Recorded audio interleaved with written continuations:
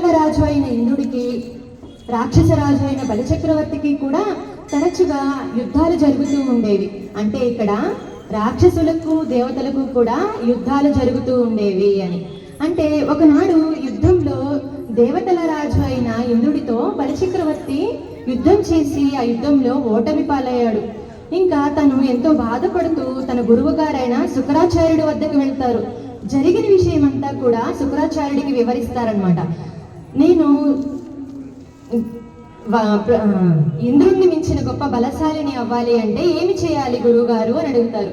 అప్పుడు శుక్రాచార్యుడు ఈ విధంగా సెలవిస్తున్నారు, నీవు ఇంద్రుణ్ణి మించిన గొప్ప బలవంతుడివి అవ్వాలి అంటే నీలో దానము, తపస్సు, తేజస్సు ఇవన్నీ కూడా పెరగాలి. ఇవన్నీ పెరగాలంటే నీవు విశ్వజిత్ యాగాన్ని నిర్వహించాలి అని చెప్తారు. వెంటనే బలిచక్రవర్తి విశ్వజిత్ యాగాన్ని ఆచరిస్తారు. యాగం పూర్తయిన తరువాత మహాశక్తిశాలిగా మారిపోతారు. ఇక యుద్ధానికి వెళతారు ఇంద్రుడితో. యుద్ధము గెలుస్తారు, ఇంద్రుడిని ఓడిస్తారు, విజయవంతులవుతారు.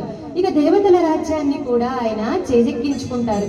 దేవతలందరూ కూడా ఎంతో బాధపడుతూ విష్ణుమూర్తి దగ్గరకు పరుగున వెళ్ళి, ప్రభు ధర్మము తప్పిపోతోంది అని మొరపెట్టుకుంటారు. అప్పుడు విష్ణుమూర్తి, చింతించకండి, నేను దేవమాత అయిన అదితి గర్భమున ఈ భూమి మీద వామనుడై అవతరిస్తాను, ధర్మాన్ని నిలబెడతాను అని చెప్తారు. ఇక విష్ణుమూర్తి అవతరించారు. ఎలా అంటే శంఖ చక్రాదులతో, చతుర్భుజాలతో గొప్పగా తేజస్సు వెలిగిపోతున్నారు. ఆయన ఎలా ఉన్నారంటే మాటల్లో చెప్పలేం, అంతటి తేజస్సు విష్ణుమూర్తిది.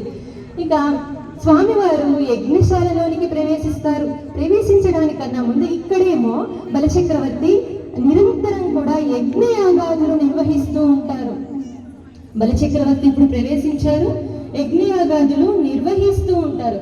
యజ్ఞము చేస్తూ ఉన్నప్పుడు ఇప్పుడు వామనుడు ప్రవేశిస్తారు. ఆ యాగశాలలోనికి ప్రవేశిస్తూ ఉంటారనమాట. వామనమూర్తి వస్తున్నప్పుడు స్వామివారిని నాట్య కళాకారిణి చక్కని పద్యం చెప్తూ స్వామివారిని ఇప్పుడు నృత్యం చేస్తూ ఆహ్వానిస్తుంది.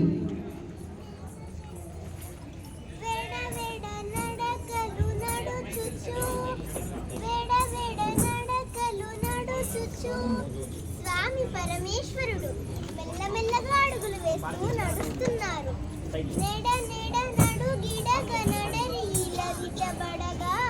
అక్కడక్కడ నేల దిగబడుతుంటే అడుగులు తడబడుతూ నడుస్తున్నారు. బూడి బూడి నడువులు నడువచ్చు మధ్యలో మాట్లాడుతూ బీడి మూడి తడబడగవడుగు సేరెన్రాజున్, బీడి మూడి తడబడగవడుగు సేరెన్రాజున్ తడబడుతూ కలవరపడుతూ బలిచక్రవర్తిని సమీపించారు.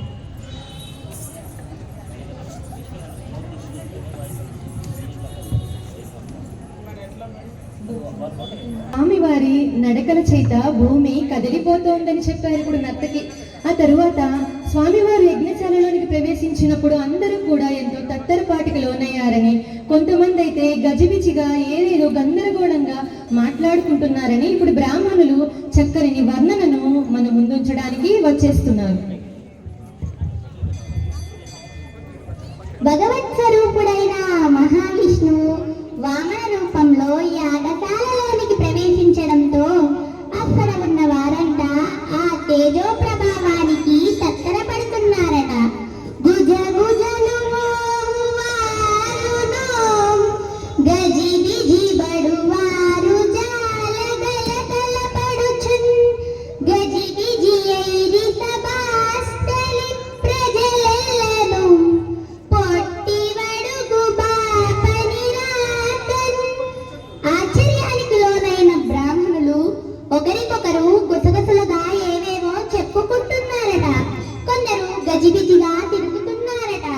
కలకల రావాలతో యజ్ఞ కార్యాలన్నీ విడిచి అటు ఇటు నడుస్తున్నారట. ఈ విధంగా స్వామి రాకతో యజ్ఞ ప్రదేశమంతా తత్తరపాటుకు లోనైందట. స్వామి రాకతో అక్కడున్న వారంతా ఎంతో తత్తరపాటికి లోనయ్యారని ఇప్పుడు బ్రాహ్మణులు చక్కని వర్ణనను మన ముందుంచారు. ఇప్పుడు వామనమూర్తి యజ్ఞశాలలోనికి ప్రవేశించాక మొత్తం యజ్ఞశాల మొత్తం కూడా తిరుగాడి బలిచక్రవర్తి ఎక్కడున్నాడో కనుగొని బలిచక్రవర్తి వద్దకు సమీపించి బలిచక్రవర్తితో ఏమంటున్నారో చూడండి. ఆహా దానవ చక్రవర్తి, నీకు శుభముగాక. స్వస్తి జగత్రయీ భువన సదమకర్తకు అసమాత్ర విధ్వస్త నిలింపవర్తకు ఉదార పదవ్యవహర్తకు మునీంద్రస్తుత మమలాగ్వర విధాన విహర్తకు నిజరీగల స్వస్థ సువర్ణ సూత్ర విహర్తకు దానవలోకవర్తకు స్వస్తి స్వస్తి స్వస్తి. ఇతడే దానవ చక్రవర్తి. నేను చేయదలిచిన దేవతా యజ్ఞమునకు సహాయం అర్చించుటకై ఎంతో ప్రయాసపడి ఇక్కడికి వచ్చాను. వామనుడు బలిచక్రవర్తితో మాట్లాడిన మొట్టమొదటి మాట స్వస్తి. ఇక్కడ స్వస్తి అని రెండు విధాలైన అర్థాలు వచ్చే విధంగా చెప్తారనమాట. మొట్టమొదటిగా దేవతలందరికీ కూడా శుభం కలగాలనే ఉద్దేశంతో స్వామివారు స్వస్తి అని పలికారు. తరువాత స్వస్తి అని ఎందుకు పలికారంటే, సాధారణంగా మనం స్వస్తి అని ఎప్పుడు చెప్పుకుంటాము? ఏదైనా కార్యక్రమం ముగించాల్సి వచ్చినప్పుడు స్వస్తి అని చెప్పుకుంటాం. అంటే అప్పుడు శాంతి మంత్రం చెప్పి స్వస్తి అంటాం కదా. అదే విధంగా ఇక్కడ వామనమూర్తి బలిచక్రవర్తికి, ఈ రోజుతో నీ రాక్షస వంశానికి నేను ముగింపు పలకడానికి ఇక్కడికి వచ్చాను, నీకు ముక్తిని కలుగజేయడానికి ఇక్కడికి వచ్చాను అని ఈ విధంగా స్వస్తి అని రెండు రకాలైన అర్థాలు వచ్చేటట్టుగా చెప్పారు. ఇప్పుడు బలిచక్రవర్తి బ్రాహ్మణ వటువుతో, ఎవరివయ్యా నువ్వు, ఎక్కడి నుంచి వచ్చావు అని ఈ విధంగా మాట్లాడుతున్నారు. ఆహా ఎవరి మహాత్ముడు, ఎంతటి బ్రహ్మతేజము వడుగా, ఎవరి వాడవే వాడవు సంవాస స్థలం పేయది ఈ ఎడకు నీ వరుదించుటన్ సఫలమయ్యేన్ వంశమున్ జన్మమున్ కడుధన్యాత్ముడనైతి ఈ మతము యోగ్యం బయ్యే నా కోరికల్ గడతేరెన్ సుహృతములయ్యే సికులుం కళ్యాణమిక్కాలమున్. ఓ బ్రాహ్మణోత్తమ, ఎవ్వరి వాడవయ్యా నీవు, ఎతట నుంచి వచ్చావు? నీ రాకతో మా వంశము, నా జన్మము, నా యజ్ఞశాల, ఈ యజ్ఞశిఖలు సమస్తము ధన్యమైనవి కదా. మహాత్మా, ఈ ఆసనమును అలంకరింపుము. ఓ చిన్నివడుగా, ఇంతటి గొప్పవాడిని, పరమేశ్వరుడి పాదధూళిని బలిచక్రవర్తి పరమభాగ్యముగా తన శిరస్సు మీద ఏ విధంగా ధరించారు. బ్రాహ్మణులు ఇప్పుడు మన ముందుకి ఈ ఘట్టంతో వస్తున్నారు. ఆహాహా, చూడవయ్యా చూడు, నారాయణుని పాదపద్మముల నుంచి ఉద్భవించిన గంగాజల వాహిని పరమశివుడు తన తల మీద ధరించిన రీతిగా వామనమూర్తి పాదధూళిని బలిచక్రవర్తి మహాభాగ్యముగా తన శిరసుపై ధరించినాడు. వటుని పాద శౌచవారి శిరస్సున పరమ భద్రమనుచు బలి వహించే ఏ జలము గిరీషు ఇందు దూటుడు దేవదేవులు సహించే ధృతి శిరమున. ఈ పరమ పావనమైన దృశ్యమును చూసిన మనమంతా ధన్యులము కదా. నారాయణుని పాదపద్మముల నుంచి కూడా నిరంతరం గంగాజల వాహిని ఉద్భవిస్తుంది. ఆ గంగాజల వాహిని పరమశివుడు తన శిరస్సు మీద పరమభాగ్యముగా ధరించారు. ఇక్కడ బలిచక్రవర్తి కూడా చిన్ని వటువు యొక్క పాదధూళిని తన శిరస్సు మీద పరమభాగ్యముగా ధరించారని బ్రాహ్మణులు చక్కని వర్ణనను ఇప్పుడు మనం ముందుంచారు. ఇప్పుడు వామనుడితో అంటే బ్రాహ్మణ వటువుతో ఇప్పుడు బలిచక్రవర్తి ఏమంటున్నారంటే, నీకేమి కావాలయ్యా, కోరుకో అని తను దానం చేయదలిచినవన్నీ కూడా ఈ విధంగా చెప్తున్నారు. ఓ మహానుభావ, నీ దర్శనము చేత నా జీవితం పావనమైనది. నీవెవరో చెప్పనేలేదే. పోనీ స్వామి, మీకేమి కావాలో చెప్పండి, మీ కోరికలు తీర్చడానికి వెంటనే సిద్ధంగా ఉన్నాను. వనచీలంబులో మాడలో వనములో వన్యంబులో గో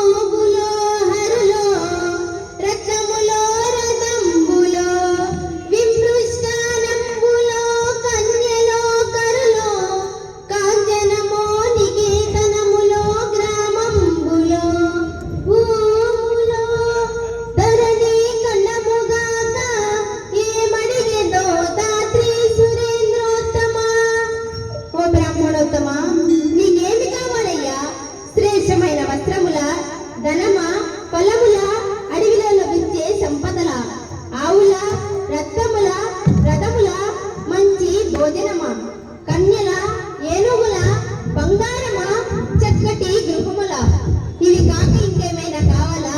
చెప్పవయ్యా, చెప్పు. ఓ బ్రాహ్మణోత్తమ, నీకేమి కావాలయ్యా అని చెప్పి తనకి తాను దానం చేయదలిచినవన్నీ కూడా చెప్పారు ఇప్పుడు బలిచక్రవర్తి. అడవిలో లభించే సంపదలు కావాలా, స్త్రీమూర్తులు కావాలా, నీవు ఉండడానికి గృహములు కావాలా, లేకపోతే నువ్వు వేలుకోవడానికి రాజ్యాలా అని చెప్పి ఈ విధంగా సెలవిచ్చారు. అప్పుడు ఆ చిన్ని బ్రాహ్మణ బాలుడు తనకేమి కావాలో ఈ విధంగా సెలవిస్తున్నారు. ఓ బలి చక్రవర్తి, మూడు లోకాలు తిరుగుతూనే ఉంటాను, ఏది నా స్వాస్థ్యమని చెప్పగలను? అందరూ నా వాళ్ళే అనుకుంటాను, పలాని వాడని ఎలా చెప్పగలను? నేను ఒంటివాడను, నాకు ఒకటి రెండడుగుల మేరయము, సొమ్ము మేరయుల్లా కోర్కదీర బ్రహ్మకు కటి ముట్టట, దానకు తుక సాంద్ర దానవేంద్ర. అయ్యో దానవేంద్ర, నీవు గొప్ప దానకర్తవు. నా వంటి బ్రాహ్మణులకు బ్రహ్మారాసు కాలు దేవాలని ఉత్సాహపడతావా? ఓ బలి చక్రవర్తి, నేను ఒంటిన వాడును, నాకేదన్నా వద్దు. 3 అడుగుల మేర స్థలాన్ని మాత్రమే ఇవ్వు, దానినే నేను బ్రహ్మలోక ప్రాప్తిగా భావిస్తాను. బలి తాను దానం చేయదలిచినవన్నీ చెప్పగా చిన్ని బ్రాహ్మణుడు ఏమంటున్నారంటే, నీవు గొప్ప దానకర్తవు, కానీ నేను ఒంటరి వాడను. నీవు దానం చేయదలిచిన ఈ అఖండ భూభాగములు, స్త్రీలు నాకేమి వద్దు. నాకేం కావాలంటే 3 అడుగుల స్థలం ఉన్నదే, అది మాత్రమే కావాలి అని సెలవిచ్చారు. అప్పుడు బలిచక్రవర్తి, ఇంత చిన్న కోరికని కోరుతున్నావేంటయ్యా? నీవు దానం ఇచ్చే దాత యొక్క హృదయ విశాలతను తెలుసుకొని కదా దానం అడగాలి అని చెప్పి ఆ చిన్ని బ్రాహ్మణుడితో ఇలా చెప్తున్నారు.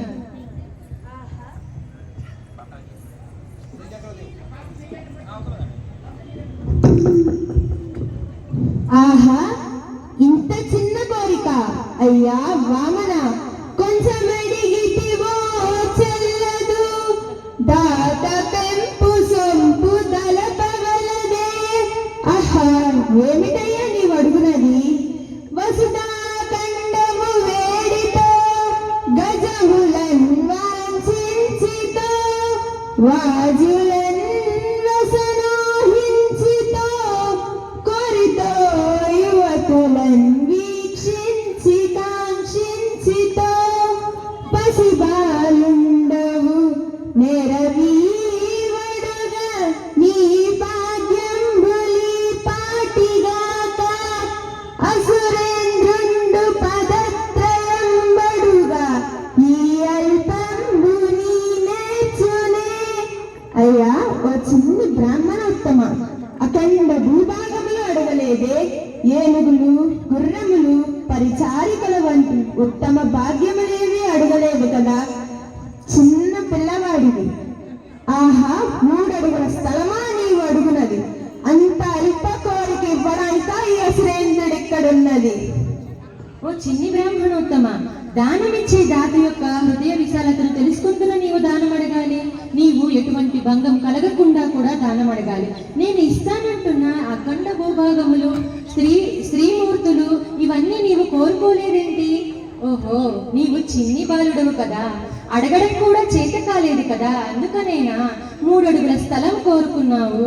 నా ఎందు దయించి నీవు ఇంకొక కోరిక కోరుకోమని చెప్తున్నారు. దానికన్నా ముందర వామనుడు ఈ విధంగా సెలవిస్తున్నారు.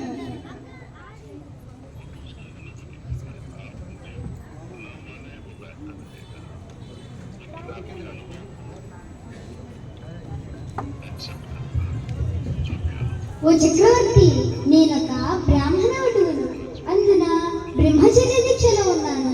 నా అవసరములు కూడా చాలా అల్పమైనవి.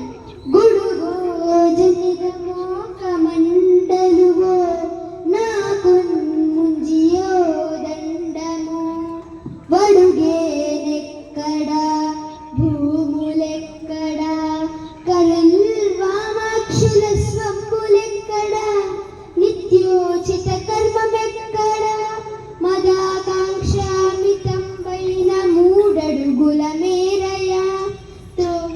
ఇచ్చుటది బ్రహ్మాండంబున పాలికిన్.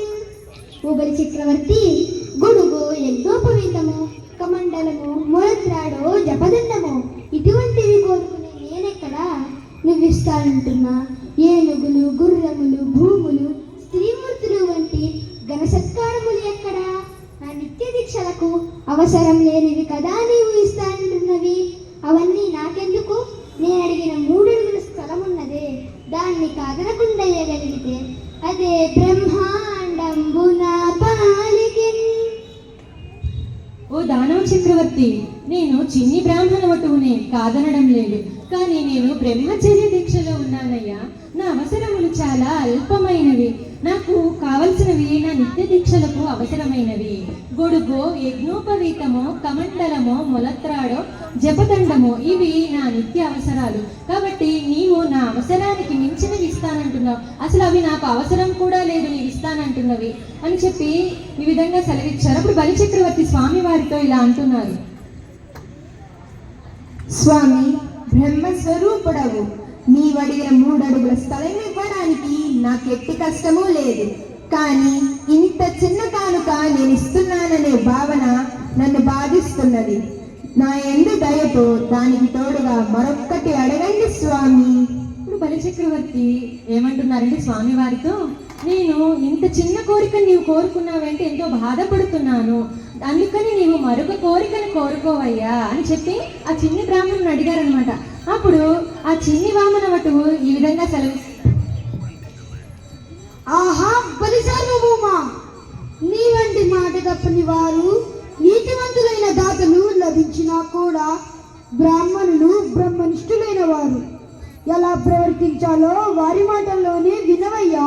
ఇప్పుడు బ్రాహ్మణులు జ్ఞాని ఎలా ఉండాలో, దానం ఎలా అడగాలో ఇలా చెప్తున్నారు.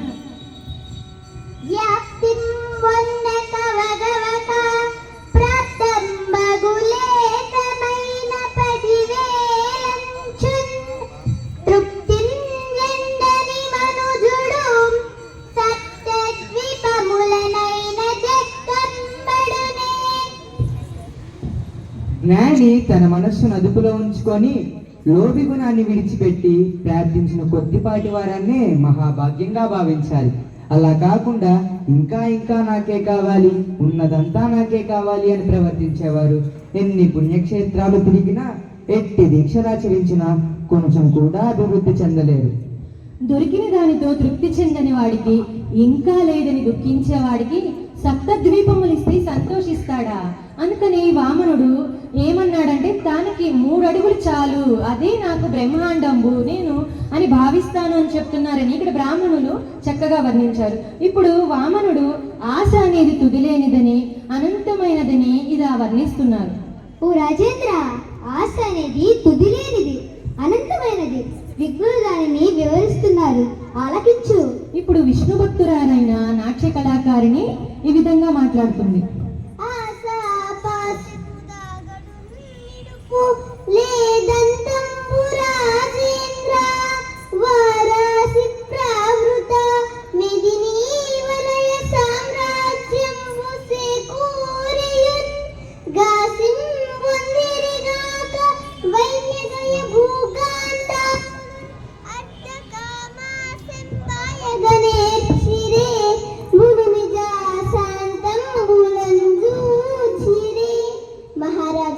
మానవుని విధించే ఆసనబడే పాశమున్నదే, అది వివరించవేలుగానంత పొడవైనది, దానికి అంతమంటూ లేదు. మహాసముద్రాల మధ్య ఉన్న ఈ అఖండ భూవలయమంతా సాధించిన రాజులు కూడా తృప్తి చెందిన జాడలు కానరావు. వైనుడు, గైడు వంటి మహా చక్రవర్తులు సైతం ధనాశను వదలలేక అశాంతితో మగ్గిపోయిన వారే తప్ప సుఖించిన వారు ఒక్కరూ లేరు. ఆశకి అంతమంటూ ఉండదు, తుదిలేనిది ఆశ, అనంతమైనది ఆశ అని గొప్ప గొప్ప చక్రవర్తులు కూడా ఆశని, ధనాశని వదలలేక వారు అశాంతితో మగ్గిపోయిన వారే తప్ప సుఖించిన వారు ఒక్కరు కూడా లేరని నృత్య కళాకారిని వర్ణించింది. ఇప్పుడు ఆ చిన్ని బ్రాహ్మణ వటు రాక్షసరాజు అయిన బలిచక్రవర్తితో ఏమంటున్నారో చూడండి.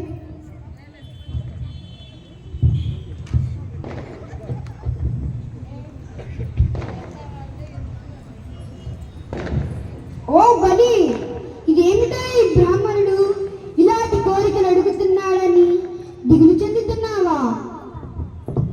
ఇది ఏమి వేడి తినని నీ మదివ గవక దారవూయుమా, సత్యము పెంపుదావగా గోరిన అర్థం విధి ఇచ్చద ముజ్జగంబులిచ్చద మాకున్. ఓ చక్రవర్తి, ఇదేమి కోరిక అని చింతించకుండా దానమివ్వవయ్యా. నిర్మల చిత్తంతో దానమివ్వు. ఈ జగతిలో సత్యం వర్ధిల్లేందు కోసమే నేను 3 అడుగులు కోరాను. నాకు ఈ 3 అడుగులు ఇచ్చుట లోకములిచ్చిన దానితో సరి సమానం. ఇదేమిటి, ఈ చిన్ని బ్రాహ్మణుడు ఇలాంటి కోరికలు కోరుతున్నాడని నీవు చింతించకుండా నిర్మల చిత్తంతో దానమివ్వు. నీవు ఈ 3 అడుగులు ఇస్తే ముల్లోకాలు ఇచ్చిన దానితో సరి సమానమని చెప్తున్నారు. అప్పుడు బలిచక్రవర్తి ఇలా అంటున్నారు. ఆహాహా మహాత్ములారా, విన్నారటయ్యా పరంధాముని మాటలు. సత్యము పెంపొందేందుకే కోరుతున్నాడట ఈ 3 అడుగుల స్థలము. ఓహో, పుట్టి నేర్చుకొనెను పుటక నేర్చెను, చిట్టి బుద్ధులెట్టి పొట్టి వడుగు, పొట్టనున్న వెళ్ళ భూమెలు. ఆహాహా, ఆహా, ఏమైతేనేమిలే, పరమేశ్వరుడంతటి వాడు వచ్చి నన్ను ధరణి దానం అడుగుతున్నాడు. ఇంతకన్నా నాకేం కావాలి? తాగోరిన ధరణి దానమిచ్చేదనిప్పుడు. పుట్టి నేర్చుకున్నాడా లేక పుట్టకుండానే నేర్చుకున్నాడా? ఈ మాయ మాటలు పరమేశ్వరుడు నిలువెల్లా మాయలే కదా పరంధామునికి. ఏమైతేనేమిలే, భగవంతుడు వచ్చి నన్ను ధరణి దానం అడుగుతున్నాడు. మహదానందంగా భగవంతుడు అడిగిన 3 అడుగుల స్థలాన్ని దానమిస్తాను. పుట్టి నేర్చుకున్నాడా లేక పుట్టకుండానే నేర్చుకున్నాడా? ఈ మాయ మాటలు పరంధాముడు అంటే ఇక్కడ ముందుగానే బలిచక్రవర్తి తూచాయిగా గ్రహించారు. వచ్చినది చిన్ని బ్రాహ్మణ బాలుడు కాదు, పరమేశ్వరుడే దిగి వచ్చాడు తనని దానం అడగడానికి అని మహదానందంగా ఆ భగవంతునికి తానడిగిన 3 అడుగుల నేలను నేను దానమిచ్చేస్తానని చెప్పారు. ఇప్పుడు వస్తున్నారండి శుక్రాచార్యుడు పరుగు పరుగున వచ్చి, నీవు దానమిచ్చేస్తున్నావా? వచ్చినది ఎవరో తెలుసా? నీవు ఆ చిన్ని బ్రాహ్మణుడు కాదు, వచ్చింది అసలు ఎందుకు వచ్చాడో తెలుసా అని ఈ విధంగా సెలవిస్తున్నారు. అయ్యో అయ్యో ధనుజేంద్ర, ఇతడు బ్రాహ్మణవటువు కాడు, కశ్యప ప్రజాపతికి పుత్రుడే జన్మించిన రాక్షస హంతకుడు శ్రీహరి. ఇతనికి వరాలిస్తే నీ జాతికి వినాశనం తప్పదు. కులము రాజ్యము తేజము నిలుపు మీ గుచ్చుండు, విశ్వంభరుండు అలకిందోడు, త్రివిక్రమ స్ఫురణ వాడై నిండు బ్రహ్మాండమున్ కలడే మార్పున కండు, నా పలుకుల కర్ణింపు కర్ణంబులన్ వలదీ దానము గీనమున్ బనుపు మావర్ణిన్ వదాన్యోత్తమ. ఓ రాజా, ఇతడితో అమిత జాగ్రత్తగా ప్రవర్తించి నీ రాక్షస వంశాన్ని కాపాడుకో. నీ రాజ్యాన్ని కీర్తిని భద్రపరుచుకో. ఈ పొట్టువాడు అమాయక బ్రాహ్మణ బాలుడు కాడు, విశ్వవ్యాపకుడు. నువ్విచ్చే 3 అడుగులు దానం తీసుకొని తృప్తి చెంది వెళ్ళిపోడు. త్రివిక్రమ పరాక్రమంతో బ్రహ్మాండమంతా వ్యాపిస్తాడు. ఆపగలవాడు ఎవ్వడూ లేడు. నా మాట విని దానము లేదు గీనము లేదు అని చెప్పి నేను ఇవ్వనని ఖచ్చితంగా వివరించి ఇతడిని పంపించు. శుక్రాచార్యుడు ఏమంటున్నారంటే రాక్షసరాజుతో, ఓ రాజా, నీవు అమిత జాగ్రత్తగా ఉండి నీ రాక్షస రాజ్యాన్ని కాపాడుకో. వచ్చినవాడు విష్ణుమూర్తి, నీవిచ్చే 3 అడుగుల నేలతో తృప్తి చెంది వెళ్ళడయ్యా. త్రివిక్రమ స్వరూపంతో బ్రహ్మాండం మొత్తాన్ని వ్యాపిస్తాడు. అతన్ని ఆపగలవారు ఎవ్వరూ లేరు. కాబట్టి నీవు దానము లేదు గీనము లేదని చెప్పి తనకి ఖచ్చితంగా వివరించి చెప్పి దానం ఇవ్వరని చెప్పి పంపించేసే అని చెప్తున్నారు. అప్పుడు బలిచక్రవర్తి శుక్రాచార్యునితో ఇలా సంబోధిస్తున్నారు. ఏమేమి గురుదేవా, ఈ వామనమూర్తి జగన్నాయకుడైన లక్ష్మీనాథుడా? ఆహా, నేను ఎంతటి ధన్యుడను.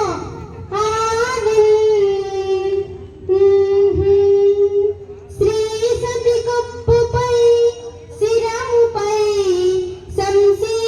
సంశీయరోత్తంబు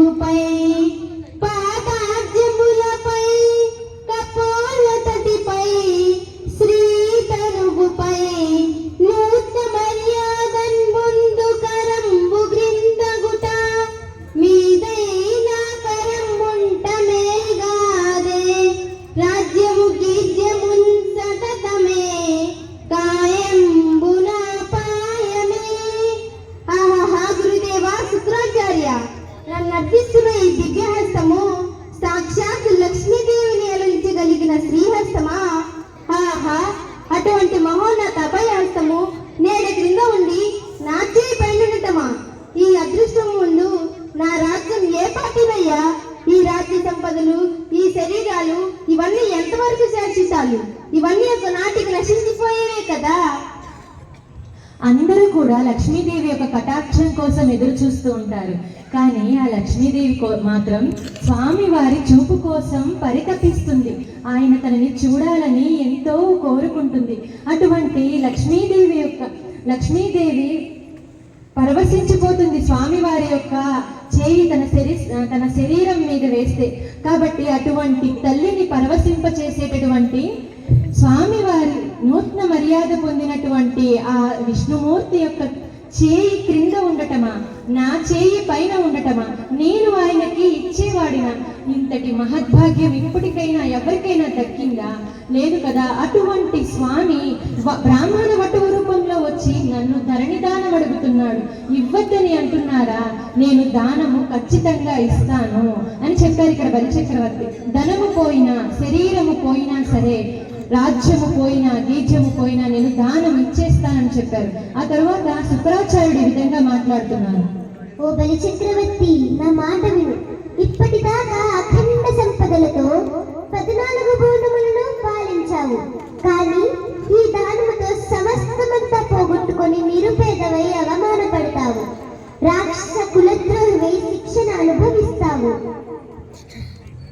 ఓ బలచక్రవర్తి, నా మాట విని నీవు దానం ఇవ్వద్దు. నీవు ఈ దానం ఇస్తే ఇప్పటి వరకు ఏ సిరి సంపదలనైతే నీవు సంపాదించుకున్నావో అవన్నీ పోగొట్టుకుంటావు, కులద్రోహివైపోతావయ్యా అని చెప్పి దానం ఇవ్వద్దని చెప్తున్నారు. అప్పుడు బలి శుక్రాచార్యుడితో ఇలా అంటున్నారు. రాజులు రాజ్యములు గలుగవే, గర్వోన్నతిం పొందరే, వారిని సిరిమూట కట్టుకొని పోవం జాలిరే, భూమిపై బేరైనంగలదే శిబి ప్రముఖులున్ ప్రీతిన్య సిగ్గాములైరే కోర్కులు, వారలన్ మల్చిరే ఈ కాలమున్ భార్గవా. ఓ బ్రాహ్మణోత్తమ, పూర్వము ఎంతమంది రాజులు ఈ రాజ్యమును పరిపాలించలేదు, ఎంతమంది అహంకారులు విర్రవీగలేదు. కానీ వారిలో ఎవరైనా ఈ జగతిని విడిచిపెట్టి వెళ్ళేటప్పుడు ఈ సిరి సంపదలను ముట్టగట్టుకుని వెళ్ళగలిగారా? కనీసం ఈ భూమి మీద అటువంటి వారి పేరైనా ఎవరైనా చెప్పుకుంటూ ఉన్నారా? కానీ శిబి చక్రవర్తి వంటి వారు ఎంతో ప్రేమతో కీర్తిని వాంఛించి అడిగిన వారికల్లా కోరికలు తెచ్చారే, అట్టి వారిని లోకం మరిచిపోయిందా? ఇప్పటి వరకు వారిని స్మరిస్తూనే ఉన్నది కదా. బలిచక్రవర్తి తన గురువు గారితో ఇలా అంటున్నారు. పూర్వము ఎంతో మంది రాజులు రాజ్యాలను పరిపాలించారు కదా, వారేమైనా ఈ లోకాన్ని విడిచి వెళ్ళేటప్పుడు వారి సిరి సంపదను ఏమైనా మూట కట్టుకొని వెళ్ళారా? లేదు కదా. మరి శిబి చక్రవర్తి వంటి గొప్ప చక్రవర్తి కూడా అడిగిన వారికి లేదనకుండా దానం ఇచ్చారు, ఎంతో కీర్తిని వాంఛించారు. అటువంటి మహా చక్రవర్తులను కూడా మనం ఇప్పటికీ ఈనాటికి ఈ రోజుకి స్మరించుకుంటూనే ఉన్నాం కదా అని చెప్పి బలిచక్రవర్తి శుక్రాచార్యుడితో అన్నారు. అప్పుడు శుక్రాచార్యుడు బలితో ఏమంటున్నారో చూడండి. ఓ బలి చక్రవర్తి, నీకొక ధర్మ సూక్ష్మము చెబుతాను, శ్రద్ధగా విను. వారి చాక్షులందు వైవాహికములందు ప్రాణవిత్తమాన భంగమందు జగిత గోకులాత్ర జన్మ రక్షణమందు బొంకవచ్చు నఘము అందదదిపా. స్త్రీల విషయాలలోనూ, వివాహ విషయాలలోనూ ప్రాణానికి, ధనానికి, గౌరవానికి భంగం కలిగిన సందర్భాలలోనూ భీతి చెందిన గోవులు, భయపడిన బ్రాహ్మణులను రక్షించే విషయాలలోనూ అబద్ధం చెప్పటము దోషము కాదు. దాని వలన ఎటువంటి పాపము కూడా నిన్నంటదు. ఇక్కడ శుక్రాచార్యుడు ఏమంటున్నారని తన శిష్యుడితో అబద్ధము ఏ ఏ సందర్భాల్లో చెప్పొచ్చో వర్ణిస్తున్నారు. స్త్రీలను రక్షించే విషయంలో అబద్ధం చెప్పచ్చు, ఇంకా వివాహ విషయంలో అబద్ధం చెప్పొచ్చు అంటున్నారు. అంటే 100 అబద్ధాలాడైనా ఒక వివాహం జరిపించండి అంటారు కదండి పెద్దలు, అందుకని వివాహ విషయంలో అబద్ధం చెప్పొచ్చు అంటున్నారు. ఇంకా ప్రాణానికి, ధనానికి, గౌరవానికి భంగం కలిగిన సందర్భంలో కూడా అబద్ధం చెప్పచ్చు. ఇంకా ఇంకా భీతి నొందిన ఆవులు, భయపడిన బ్రాహ్మణులను రక్షించే విషయంలో కూడా అబద్ధం చెప్పొచ్చు. దీనివల్ల నీకు ఎటువంటి దోషము ఉండదు, ఏ పాపము కూడా నిన్నంటదు. నీవు అబద్ధం చెప్పు, దానం ఇవ్వనని చెప్పమంటున్నారు. అప్పుడు రాక్షసరాజు శుక్రాచార్యునితో ఈ విధంగా అంటున్నారు.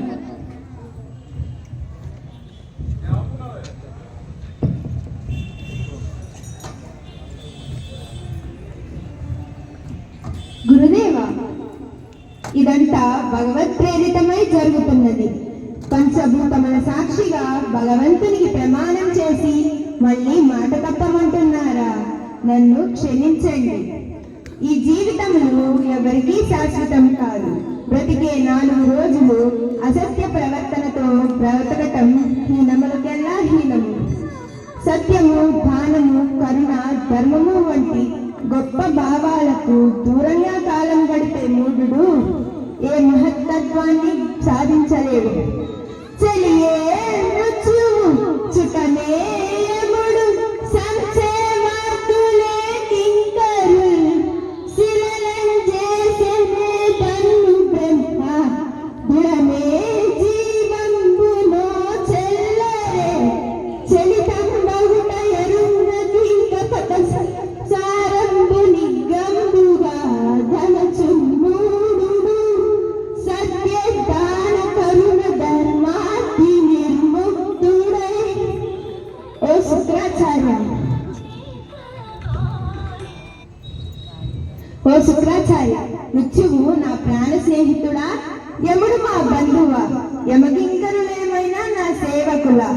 బ్రహ్మదేవుడేమైనా నా శరీరాన్ని శిలారూపంలో తయారు చేశాడా? లేదే. మరి నేను మరణం లేని వాడని ఎట్లవుతాను? అయ్యో, చంచలత్వం చేత సత్యము ఎరుగని మూఢుడు ఈ జీవితమును శాశ్వతమని అనుకుంటున్నాడు కదా. అసత్య భావన చేత దానము, కరుణ వంటి ధర్మ మార్గాలను వీడి అసత్య వ్యర్థ జీవితాలు గడుపుతున్నారు కదా. ఇక్కడ బలిచక్రవర్తి తన గురువు గారైన శుక్రాచార్యుడితో ఏమంటున్నారంటే, ఆచార్య, నేనేమైనా ఎప్పటికీ మరణం లేని వాడిని అవుతానని మీరు అనుకుంటున్నారా? మరణం అనేది ఎప్పటికైనా ఎవరికైనా వస్తుంది. యముడేమైనా నా బంధువా? యమకింకరులేమైనా నా సేవకుల? లేకపోతే బ్రహ్మదేవుడేమైనా నా శరీరాన్ని శిలారూపంలో ఏమైనా తయారు చేశారా? లేదు కదా. మరణం అనేది ఎప్పటికైనా ఎవరికైనా తథ్యం. కానీ కొంతమంది ఏం చేస్తున్నారంటే మనోచంచలత్వం చేత ఈ జీవితము శాశ్వతమని భావిస్తున్నారు. ధర్మ మార్గాలను విడిచిపెడుతున్నారు, వ్యర్థ జీవితాలను గడుపుతున్నారు. కాబట్టి ఈ విధంగా ఉన్నవారు ఎప్పటికీ కూడా పైకి రాలేరని ఆయన ఎంతో బాధపడుతున్నారు. ఇప్పుడు వామనుడికి ఆయన ఏమంటున్నారంటే, తాను అడిగిన 3 అడుగుల నేలను దానం ఇచ్చేస్తారని చెప్తున్నారు. అలా చెప్పి కూడా బలి మరలా ఇలా అంటున్నారు. రమ్మా మానవకోత్తమ లిమ్మాని వాంఛితంబులే తనకిత్తున్, తెమ్మాడుగుల నిటురానిమ్మ కడుగంగమలయు ఏటికి తడయన్. ఓ బ్రాహ్మణ బాలక, ఓ వామనమూర్తి, లేచి రావయ్యా. నీవు కోరుకుంటున్న 3 అడుగుల స్థలాన్ని లేదనకుండా ఇస్తాను. ఏది? నీ పాదములకు దానిమ్ము. నీ పాదార్చన చేసి జలముల సాక్షిగా దానమిస్తాను. ఇంకా ఆలస్యం లేనికయ్యా పరమేశ్వర. బలిచక్రవర్తి తన భార్య అయిన వింధ్యాలను పిలిచి, నేను ఆ చిన్ని బ్రాహ్మణుడికి 3 అడుగుల నేలను దానమిచ్చేస్తున్నాను అని చెప్తారు. మన భారతీయ సంస్కృతి ప్రకారం ఇక్కడ దానం ఇచ్చే వాళ్ళకన్నా కూడా దానం పుచ్చుకునే వాళ్ళే గొప్పవాళ్ళు. ఎందుకంటే దానం పుచ్చుకునే వాళ్ళు లేకపోతే దానం ఎవరికి ఇస్తారు? అది కాకుండా దానం పుచ్చుకునే వాళ్ళు విష్ణువు రూపంలో వచ్చి మన దగ్గర ఉన్న దానాన్ని స్వీకరించి పుణ్యంగా మారుస్తున్నారు ఇక్కడ. అందుకని దానం ఎప్పుడైనా కాళ్ళు చేతులు కడిగి దానం ఇవ్వాలి. అందుకని ఇక్కడ బలిచక్రవర్తి ఏమంటున్నారంటే, రావయ్యా, రాయులారా, ఈ బంగారు పళ్ళెంలో ముందుగా నీ కుడి పాదమును పెట్టు, తరువాత ఎడమ పాదమును కూడా పెట్టు, 2 కాళ్ళు కూడా కడిగి నేను దానం ఇస్తానని చెప్తున్నారు బలిచక్రవర్తి. అప్పుడు పరమేశ్వరుడి పాదాన్ని బ్రాహ్మణులు ఇలా వర్ణిస్తున్నారు. ఆహా, పురప్రముఖులారా, సద్బ్రాహ్మణులారా, అదిగదిగో వేద ప్రమాణాలతో 1000 సూర్యకాంతులతో వెలిగిపోతున్న వేదవేద్యుని పదద్వయము, బలిదైతేంద్ర కరద్వయీకృత జల ప్రక్షాళన జలజాతాక్షుడు సాచయోగి సమనస్సంప్రాతిత క్రీడమోన్ గలితానం రమాలలాట పదవి కస్తూరికా సాదమున్ నలినామోదము రత్ననోపురిత నానావేగమున్ పాదమున్. బలి చక్రవర్తి తన 2 చేతులతోనూ కడిగేందుకు వీలుగా పరమేశ్వరుడు తన దక్షిణ పాదమును ముందుకి సాచాడు. ఆ పాదము యోగులు దేవతలు కోరుకునే ఆధ్యాత్మిక సంపదలను తీర్చగలిగిన శక్తివంతమైన పాదము. భక్తితో ప్రణమిల్లిన శ్రీ మహాలక్ష్మి లలాటము నందలి కుంకుమ కస్తూరిక ధూళితో వెలిగిపోతున్న దివ్య చంద్రనామము ఆ పాదము. పద్మముల పరిమళంతో గుబాలించే ఆ పాదము చతుర్వేద రాశిని కాలి అందియలుగా అమర్చుకున్న మహాదేవుని సన్నిధానము. అది చతుర్వేదముల పరిపూర్ణ సారము. బలచక్రవర్తి తన భార్య వింధ్యావళి పోసే నీళ్లతో కాళ్ళు కడుగుదామని పరమేశ్వరుని పాదం చాచమని అడిగారు. స్వామివారు తన పాదాన్ని చాచారు. ఆ పాదం ఎలా ఉందంటే యోగులు దేవతలు కూడా నిరంతరం వారి మనసులో ఆ పాదాన్ని పెట్టుకొని నిరంతరం ధ్యానం చేస్తూ ఉంటారట. అలా ధ్యానం చేసినప్పుడు వెంటనే ఇక్కడ పద్యంలో ఏం చెప్పారంటే శ్రీదమున్ అన్నారు. అంటే లక్ష్మీదేవి కటాక్షం కలుగుతుంది. లక్ష్మీదేవి కటాక్షం ఎలా కలుగుతుంది? ఆ స్వామివారి పాదం ఎక్కడైతే ఉంటుందో లక్ష్మీదేవి అక్కడ స్వామివారిని నిరంతరం పూజిస్తూ ఉంటారు. తిష్ట వేసుకుని కూర్చుంటారు లక్ష్మీదేవి అక్కడ. అందుకని యోగులు దేవతల హృదయాలలో స్వామివారి పాదాన్ని ఏ విధంగా ధ్యానం చేస్తున్నారు వెంటనే లక్ష్మీదేవి కూడా ఉంటారు అని చెప్తున్నారు. ఇంకా స్వామివారి అమ్మవారు లక్ష్మీదేవి నుదుటిన కస్తూరికా తిలకాన్ని ధరిస్తారు. స్వామివారి పాదానికి నమస్కరించినప్పుడు ఆ కస్తూరికా తిలకం స్వామివారి పాదానికి అంటుకుంటుంది. అప్పుడు ఆ పాదం ఎలా ఉందంటే తామర పువ్వులాగా ఉంది అంటున్నారు. ఇంకా స్వామివారు వేదములను కాలికి అందియలుగా మార్చుకున్నారు అని బ్రాహ్మణులు మనకి ఇప్పుడు వర్ణించారు కదా. మళ్ళీ బ్రాహ్మణులు ఈ విధంగా మాట్లాడుతున్నారు. అదిగదిగో చూడండి, బ్రాహ్మణ వటువు రూపంలో ఆ త్రివిక్రమ స్వరూపాన్ని బలి చక్రవర్తి త్రికరణములు శుద్ధిగా పూజిస్తున్నాడు.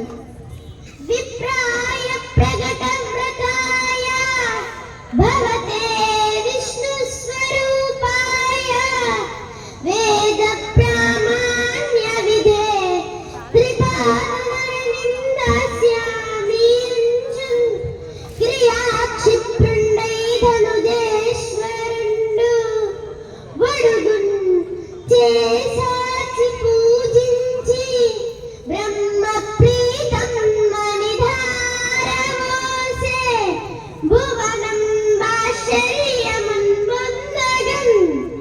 ప్రభు ప్రసిద్ధ వ్రత దీక్ష కలిగిన వాడవు, విష్ణు స్వరూపుడవు, వేదముల తత్వమెరిగిన వాడవు, సర్వజ్ఞుడు అయిన నీకు ఇదిగో 3 అడుగుల నేలను దానమిస్తున్నాను అంటూ పరమేశ్వర ప్రీతి కలుగును గాక అని నీటిని ధారపోశాడు.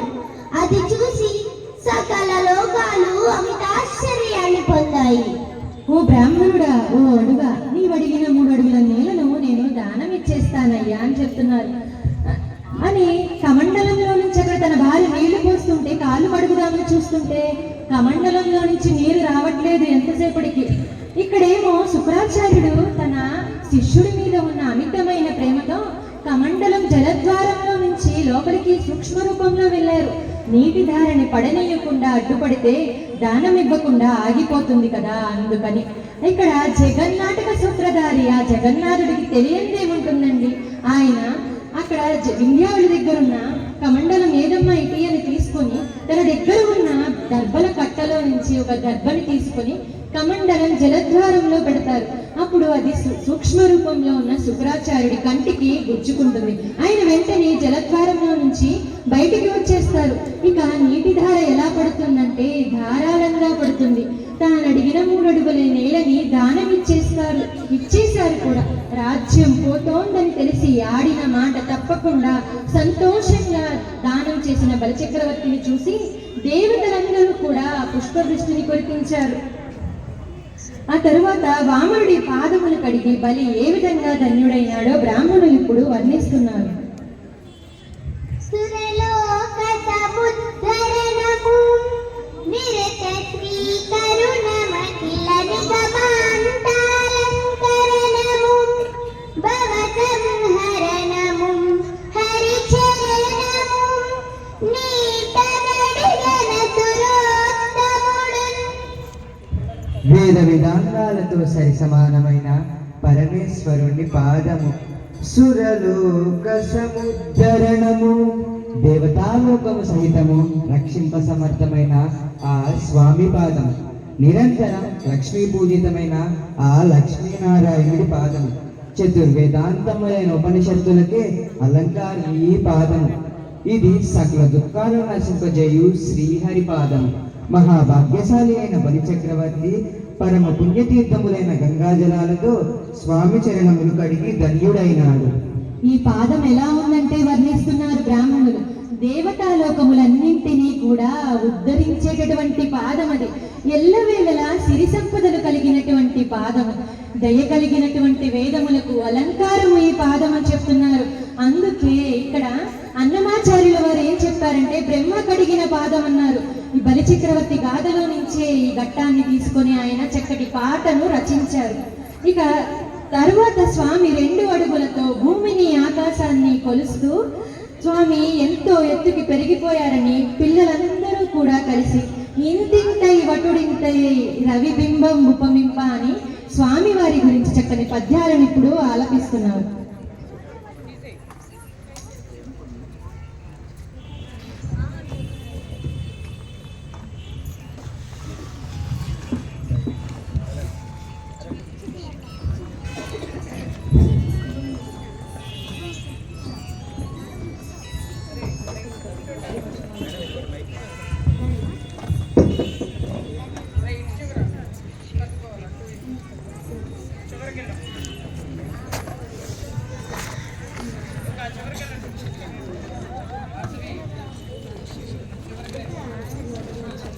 అరే పూజ వెనక్కి రండి,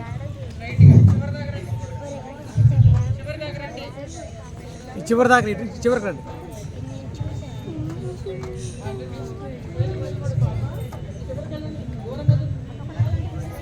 భవినిట్రా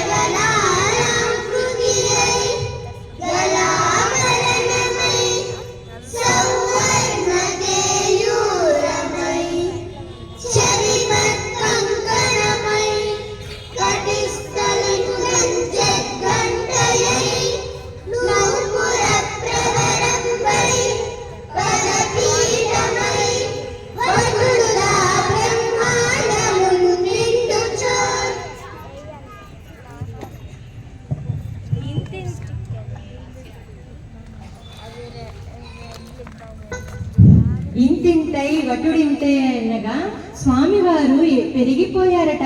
ఎలా అంటే త్రివిక్రమ స్వరూపాన్ని ధరించారు ఆయన. ఆకాశం అంత ఎత్తుకి పెరిగిపోయారు, మేఘమండలం అంత ఎత్తుకి పెరిగిపోయారు, సూర్యమండలం అంత ఎత్తుకి పెరిగిపోయారు, చంద్రమండలం అంత ఎత్తుకి పెరిగిపోయారు, నక్షత్ర మండలం అంత ఎత్తుకి పెరిగిపోయారు. బ్రహ్మ ఉండే స్థానాన్ని కూడా విస్తరించి ఎదిగిపోయారు ఆయన అని చక్కగా ఇటువంటి పద్యాన్ని చెప్పారు. ఆ తర్వాత స్వామివారు పెరిగిపోయారు అని చెప్పడానికి పోతనామాచ్యుల వారు మరొక పద్యాన్ని చెప్పారు. రవిబింబం ఉపమింప భాత్రముగు ఛత్రంబై అంటే స్వామివారు భూమి మీద నిలబడినప్పుడు స్వామివారికి సూర్యబింబం గొడుగైందట, ఛత్రంవైంది. ఆ తరువాత చెవులికి పెట్టుకున్న కంకణమైంది, భుజకీర్తులైందట, భుజానికి పెట్టుకున్న భుజకీర్తులు, మెడలో హారమైంది, నడుముకి పెట్టుకున్న వడ్డానానికి గంటయింది, పాదానికి పెట్టుకున్న అందయింది, పదపీఠమైంది అని ఈ విధంగా స్వామివారి వర్ణనను ఎంతో ఎత్తుకు ఎదిగిపోయారని పోతనామాచ్యుల వారు చక్కని పద్యం ద్వారా ఇప్పుడు మన ముందుంచారు. తర్వాత స్వామివారు ఏమంటున్నారంటే, కీర్తి జ్ఞానము అనే సాత్విక సంపదను, రాజ్యము అనే రాజస సంపదను రెండింటినీ కూడా మొదటి 2 అడుగులతో అంతం చేసి ఇక 3వ అడుగులకు చోటు చూపమని బలిచక్రవర్తిని ప్రశ్నించారు.